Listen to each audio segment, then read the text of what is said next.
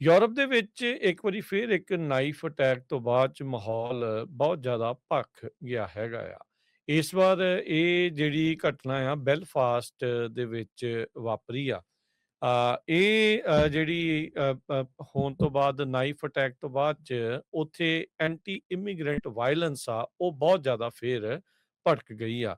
ਮਾਸਕਡ protesters ਆ ਉਹਨਾਂ ਨੇ ਘਰਾਂ ਨੂੰ ਗੱਡੀਆਂ ਨੂੰ ਵੀ ਅੱਗਾਂ ਜਿਹੜੀਆਂ ਉਹ ਲਾ ਦਿੱਤੀਆਂ।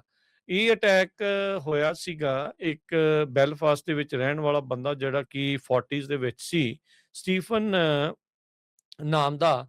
ਤੇ ਉਹਦੇ ਮੂੰਹ ਤੇ ਉਹਦੇ ਬੈਕ ਦੇ ਉੱਤੇ ਕਾਫੀ ਜ਼ਿਆਦਾ ਇੰਜਰੀਜ਼ ਹੋਈਆਂ।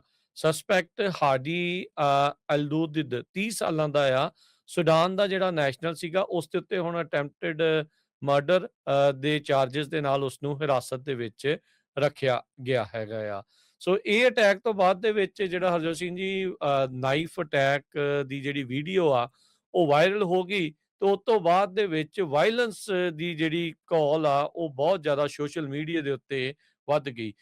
ਐਂਟੀ ਇਮੀਗ੍ਰੈਂਟ ਜਿਹੜੇ ਫਿਗਰਸ ਹੈਗੇ ਆ ਉੱਥੇ ਦੇ, ਉਹਨਾਂ ਦੇ ਦੁਆਰਾ ਇਸ ਗੱਲ ਨੂੰ ਬਹੁਤ ਜ਼ਿਆਦਾ ਜਿਹੜਾ ਉਹ ਭੜਕਾਇਆ ਗਿਆ ਤੇ ਓਵਰਨਾਈਟ ਜਿਹੜੇ ਰਾਈਟਿੰਗ ਆ ਉਹ ਹਿੰਸਾ ਆ, ਦੰਗੇ ਆ, ਇੱਕ ਹਿਸਾਬ ਦੇ ਨਾਲ ਉੱਥੇ ਫੈਲ ਗਏ, ਜਿਸ ਦੇ ਨਾਲ ਕਈ ਬੱਸਾਂ ਨੂੰ, ਕਈ ਗੱਡੀਆਂ ਨੂੰ ਉਹਨਾਂ ਨੇ ਜਿਹੜਾ ਅੱਗਾਂ ਲਾ ਦਿੱਤੀਆਂ। ਇੱਥੋਂ ਤੱਕ ਕਿ ਜਿਹੜੇ ਮਾਸਕ ਪਾ ਕੇ ਆਏ ਪ੍ਰੋਟੈਸਟਰਸ ਆ ਉਹਨਾਂ ਨੇ ਪੁਲਿਸ ਨੂੰ ਵੀ ਅਟੈਕ ਕੀਤਾ ਹੈਗਾ। ਪਰਿਵਾਰ ਇੱਕ ਪੁਲਿਸ ਨੇ ਦੱਸਿਆ ਵੀ ਇੱਕ ਪਰਿਵਾਰ ਨੂੰ ਬਲਦੇ ਹੋਏ ਘਰ ਦੇ ਵਿੱਚੋਂ ਜਿਹੜਾ ਉਹ ਕੱਢਿਆ ਗਿਆ ਆ ਤੇ ਘਰ ਵੀ ਜਿਹੜੇ ਹਰਜੋਤ ਸਿੰਘ ਜੀ ਐਥਨਿਕ ਮਾਈਨੋਰਟੀਜ਼ ਦੇ ਹੀ ਟਾਰਗੇਟ ਜਿਹੜੇ ਉਹ ਕਿਤੇ ਜਿਹੜੇ ਉਹ ਗਏ ਆ। ਸੋ ਇਹ ਨੋਟ ਕੀਤਾ ਗਿਆ ਵੀ ਖਾਸ ਕਰਕੇ ਜਿਹੜੇ ਕਾਲੇ ਮੂਲ ਦੇ ਲੋਕ ਸੀਗੇ ਜਾਂ ਇਮੀਗ੍ਰੈਂਟ ਸੀਗੇ ਉਹਨਾਂ ਦੇ ਘਰਾਂ ਨੂੰ ਜਿਹੜਾ ਉਹ ਅਟੈਕ ਕੀਤਾ ਗਿਆ ਹੈਗਾ ਆ।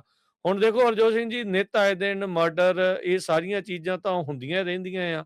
ਇਹ ਕਿਹੜਾ ਵੀ ਚਿੱਟੇ ਮੂਲ ਦੇ ਜਾਂ ਹੋਰ ਮੂਲ ਦੇ ਲੋਕ ਇੱਕ ਦੂਜੇ ਦਾ ਕਤਲ ਨਹੀਂ ਕਰਦੇ ਤੇ ਜਾਂ ਉਹ ਹਮਲਾ ਜਿਹੜਾ ਉਹ ਨਹੀਂ ਕਰਦੇ।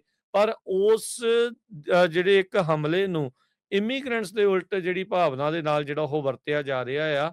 ਆਪਾਂ ਸਾਰੀਆਂ ਚੀਜ਼ਾਂ ਪਹਿਲਾਂ ਉਹ ਵਿਕਰਮ ਦਿਗਵਾ ਵਾਲੇ ਕੇਸ ਦੇ ਵਿੱਚ ਇੰਗਲੈਂਡ ਦੇ ਵਿੱਚ ਦੇਖੀਆਂ ਤੇ ਹੁਣ ਬੈਲਫਾਸਟ ਦੇ ਵਿੱਚ ਜਿਹੜੀ ਚੀਜ਼ ਆ ਉਹ ਦੇਖੀ ਜਿਹੜੀ ਉਹ ਜਾ ਰਹੀ ਹੈਗੀ ਆ।